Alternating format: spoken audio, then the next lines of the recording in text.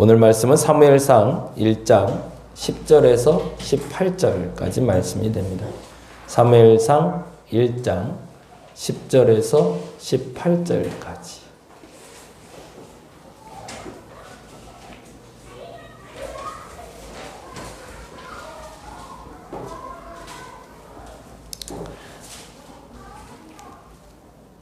예, 잠시 자리에서 일어나실까요? 일어나셔서 우리 같이 한 목소리로 잠깐 읽도록 하겠습니다. 성경 봉독은 사무엘상 1장 10절에서 18절까지입니다. 같이 읽겠습니다. 한나가 마음이 괴로워서 여호와께 기도하고 통곡하며 서원하여 이르되 만군의 여호와여, 만일 주의 여종의 고통을 돌보시고 나를 기억하사 주의 여종을 잊지 아니하시고 주의 여종에게 아들을 주시면 내가 그의 평생에 그를 여호와께 드리고 삭도를 그의 머리에 대지 아니하겠나이다. 그가 여호와 앞에 오래 기도하는 동안에 엘리가 그의 입을 주목한즉 한나가 속으로 말하며 입술만 움직이고 음성은 들리지 아니하므로 엘리는 그가 취한 줄로 생각한지라. 엘리가 그에게 이르되 내가 언제까지 취하여 있겠느냐? 포도주를 끊으라 하니 한나가 대답하여 이르되 내 주여 그렇지 아니하니이다. 나는 마음이 슬픈 여자라 포도주나 독주를 마신 것이 아니요 하나님 앞에 내 심정을 통한 것뿐이오니 당신의 여종을 악한 여자로 여기지 마옵소서. 내가 지금까지 말한 것은 나의 원통함과 격분됨이 많기 때문이니이다 하는지라. 엘리가 대답하여 이르되 평안히 가라. 이스라엘의 하나님 내가 기도하여 구한 것을 허락하시기를 원하노라 하니 이르되 당신의 여종이 당신께 은혜 입기를 원하나이다 하고 가서 먹고 얼굴에 다시는 근심빛이 없더라. 아멘. 자리에 앉아주시기 바랍니다. 원래 설교 전에 기도 제목을 좀 적으려고 했는데요. 설교 끝나고 적는 게 좋겠다 싶어서 먼저 설교를 잠깐 하고요.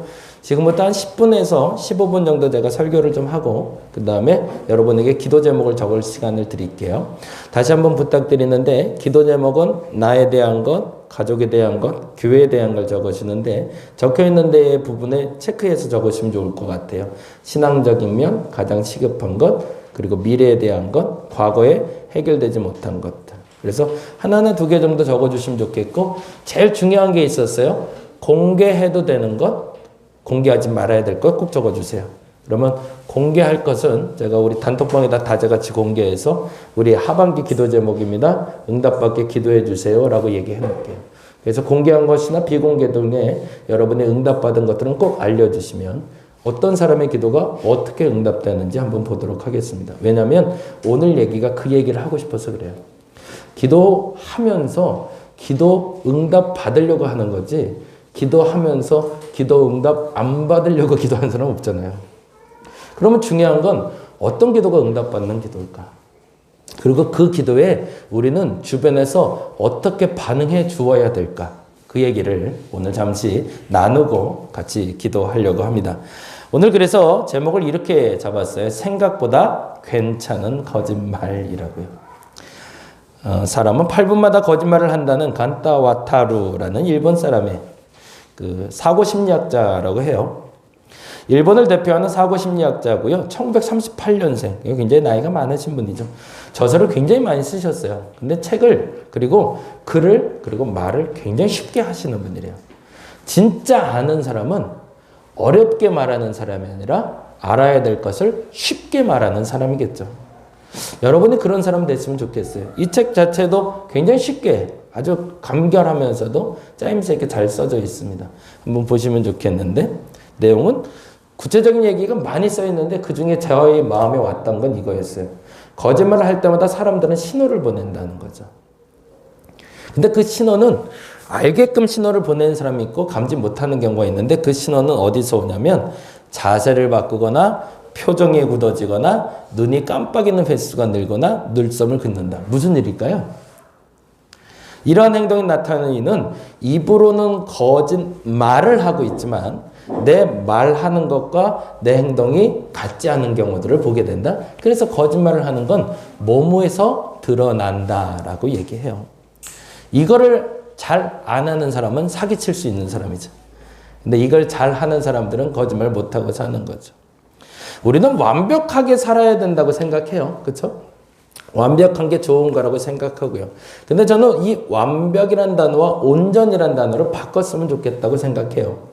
그리스도인들은 완벽해지려고 노력은 하지만 완벽한 사람들은 아닙니다. 그걸 인정하시기 바랍니다. 그 말은요, 우리는 항상 참말, 좋은 말, 옳은 말만 하고 살 수 없다는 걸 인정해야 된다는 거예요.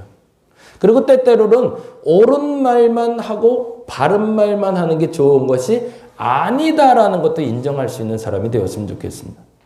그래서 연습을 좀 할 필요가 있어요. 근데 오늘 그 연습이라고 부탁드리는 건 거짓말하는 연습이에요. 어떻게 거짓말을 할까? 거짓말을 칠까라고 얘기할 땐 그건 사기지만 거짓말을 할 때는 우리가 피해가 되지 않고 죄가 되지 않는 거짓말이 있다고 그래요. 그걸 뭐라고 그럴까요? 우리의 단어로 말하면 농담이에요. 농담. 근데 농담은 어떨 때 할까요? 약한 사람을 괴롭히는 말이나 이런 말이 아니라 누군가에게 해를 끼치지 않는 것을 농담이라고 얘기합니다. 근데 그 농담은 누군가를 세워주거나 낮추지를 못해요.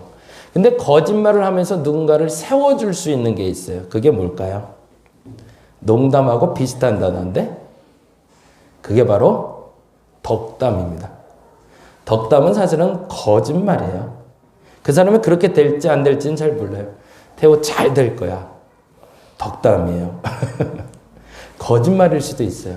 근데 그것이 그 사람을 세우는 힘이 된다는 거죠. 오늘은 그 얘기를 조금 좀 하려고 합니다. 거짓말을 통해 긍정적인 일이 일어날 수 있기 때문에 그래요. 그래서 우리 성도들은 거짓말쟁이가 좀 되어 주셨으면 좋겠습니다. 코로나 시대에는 꼭 필요한 거짓말이 있더라고요. 보겠습니다. 첫째, 기도 응답을 받은 한나의 모습부터 먼저 보겠습니다. 10절에 보니까 이렇게 되어 있어요. 한나가 마음이 괴로워서 여호와께 기도하고 통곡하며라고 되어 있어요. 이 부분에 제일 중요한 단어는 뭘까요? 마음이 먼저 움직였다는 거예요. 이제 기도 제목 적을 거예요. 근데 기도 제목 적을 때 여러분의 마음이 움직이지 않는 것은 기도 제목이 아닙니다. 그거 하나님 듣지 않으실 겁니다. 입으로만 그냥 형식적으로 적는 기도는 응답 안 됩니다. 정말 응답되는 기도는 마음이 움직여서 시작되는 기도입니다. 근데 마음이 움직여서 어디로 가냐가 중요하죠. 그 마음이 움직여서 제가 필요한 게 있어서 우리 윤권사님한테 가면 윤권사님이 저한테 주실 거예요. 예를 들어서 제가 갑자기 지금 10,000원이 필요해요. 그래서 윤권사님한테 10,000원 달라면 주실 거예요. 왜요? 내가 마음이 움직여서 윤권사님한테 갔으니까. 내가 마음이 움직여서 간 대상이 나에게 허락해 줄 겁니다. 근데 기도라는 것은 내 마음이 움직여서 어디로 가는 걸까요? 하나님께 가는 걸 기도라고 얘기합니다. 그리고 11절에 이렇게 얘기합니다. 같이 한번 읽어볼까요? 서원하여 이르되 만군의 여호와여 만일 주의 여종의 고통을 돌보시고 나를 기억하사 주의 여종을 잊지 아니하시고 주의 여종에게 아들을 주시면 내가 그의 평생에 그를 여호와께 드리고 삭도를 그의 머리에 대지 아니하겠나이다. 이 단어에 모든 것이 다 숨어져 있습니다. 그 단어가 이렇게 연결되어 있어요. 12절 읽어볼까요? 그가 여호와 앞에 오래 기도하는 동안에. 얼마나 있어야 오래라고 얘기할까요? 그것은 상관이 없는 것 같아요. 중요한 건 그의 진심이 시간을 멈추어 버렸다는 겁니다. 그게 기도라고 저는 봐요. 정말 필요하면 거기에 집중할 수밖에 없습니다. 정말 얻기 원한다면 그 얻기 원하는 자리에서 나는 떠날 수가 없어요. 강아지에게도요. 일반적으로 저희 아버지 집에 양평에 강아지가 한 마리 있는데 강아지에게 필요한 걸 던져주면 거기에 집중해서 멈춰 있어요. 그런데 강아지도요. 아무리 좋은 걸 던져줘도 자기에게 필요한 게 아니면 거기에 멈춰 있질 않아요. 내가 얻기를 원한다면 그 자리에 시간이 멈춰야 됩니다. 근데 어느 시점까지? 오랫동안. 어저께 대화를 나눈 중에 이 얘기는 잠깐 좀 하고 넘어갈게요. 사업하는 분하고 어제 잠깐 만났어요. 근데 의당이 당연히 해왔던 일을 해왔대요. 근데 그게 세금 포탈로 잡혔던 거예요.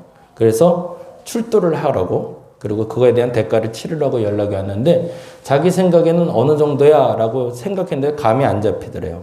그래갖고 물어봤더니 세금으로만 내야 될 게 한 1억 정도가 된다래요.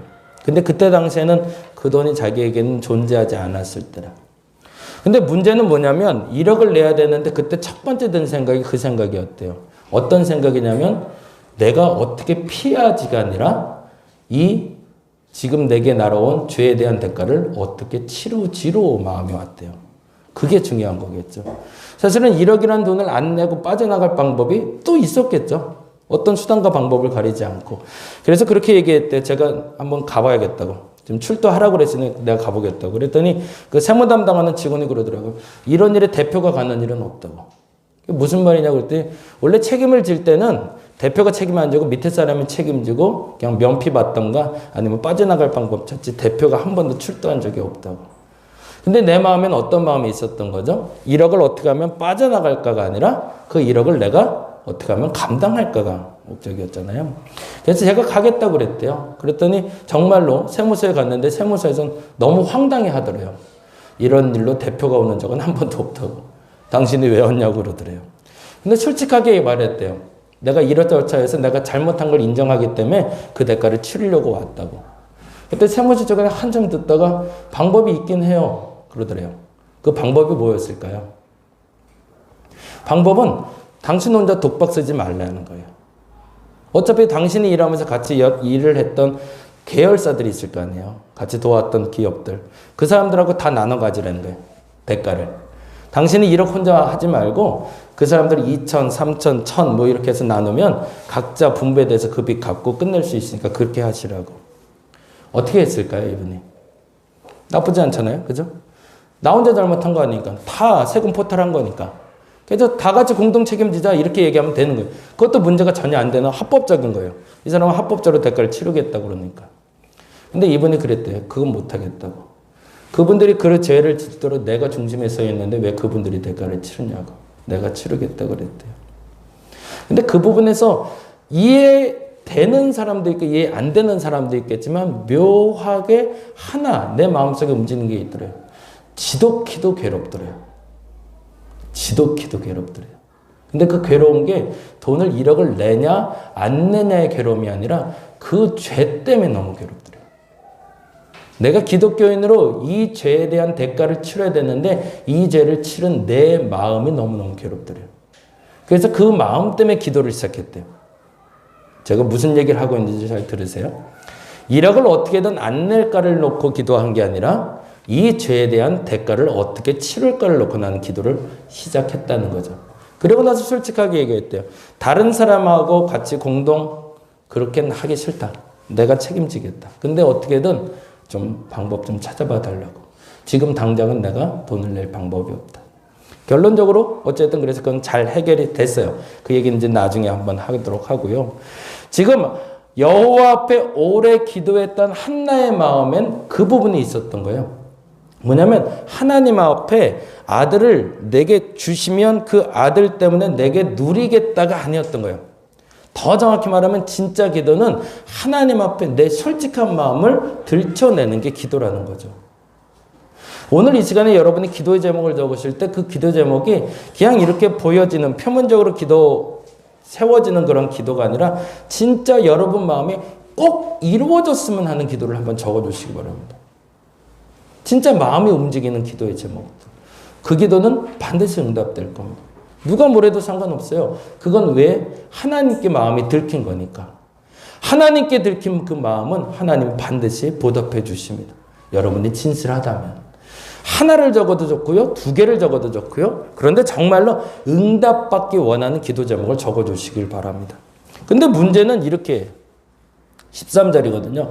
한나가 속으로 말하며 입술만 움직이고 음성이 들리지 아니하므로 엘리는 그가 취한 줄로 생각한지라. 무슨 얘기죠? 나는 진실로 기도하고 있는데 다른 사람들이 안다 모른다? 모른다는 거예요. 여러분이 진실로 했는지 거짓으로 했는지 저도 몰라요. 누구만 아는 거죠? 하나님만 아세요. 그러면 그 기도는 응답될까요?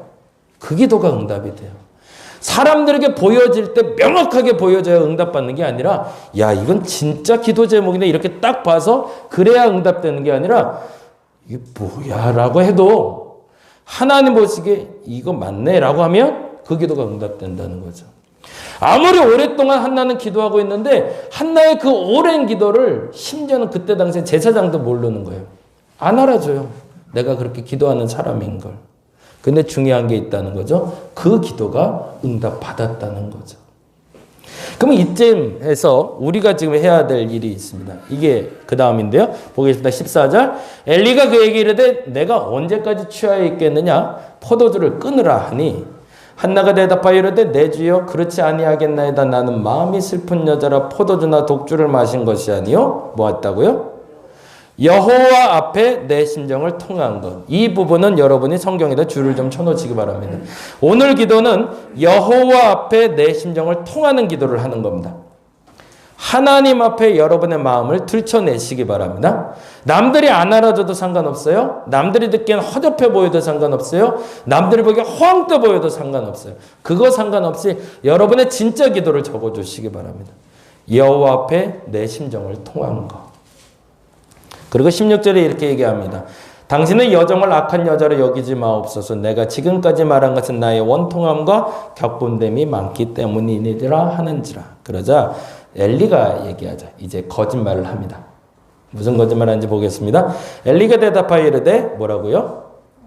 평안히 가라. 이스라엘의 하나님이 내가 기도하여 구한 것을 허락하기를 원하노라. 이거를 단어로 하면 뭐라고요? 농담이 아니라 덕담이죠. 이 두 가지가 이번 하반기에 저와 여러분이 했으면 하는 일입니다. 첫째는 여러분의 기도가 솔직하게 하나님께 마음이 들춰지는 기도문을 적어주시기 바랍니다. 그리고 공개할 수 있는 기도문들이 있을 겁니다. 근데 공개해서 딱 봤는데 아휴 라고 도해지는 것도 있을 거예요.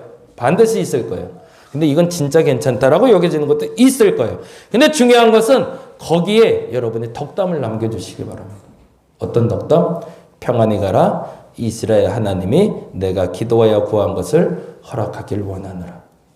내가 덕담을 해서 응답을 받은 걸까요? 아닙니다. 근데 중요한 것은 그 덕담을 하는 사람을 통해서 이런 일은 벌어진다는 거죠. 같이 읽어볼까요? 이르되 당신의 여정이 당신께 은혜 있기를 원하나이다 하고 가서 먹고 얼굴에 다시는 근심빛이 없더라. 하나님은 반드시 그에게 응답해 줄 겁니다. 그러나 덕담하는 사람을 통해서 그 사람의 마음의 위로도 허락할 수 있다는 거죠. 2021년 하반기에는 우리는 이 두 가지를 하기를 원합니다. 첫째는 여러분의 마음에 솔직한 기도문을 남겨주시기 바랍니다. 그리고 누군가가 그 기도문을 선포하며 올려줄 때 여러분이 덕담을 남겨주시길 바랍니다. 그리고 나서 어떤 역사가 일어나는지를 보겠습니다. 이것을 심리학적으로는 이렇게 얘기를 하죠. 플라스보 효과라고 들어보셨나요? 스트레스가 많은 사람에게 소화제를 계속 주는 거예요. 그래서 이게 여러분의 스트레스를 제거해 줄 겁니다.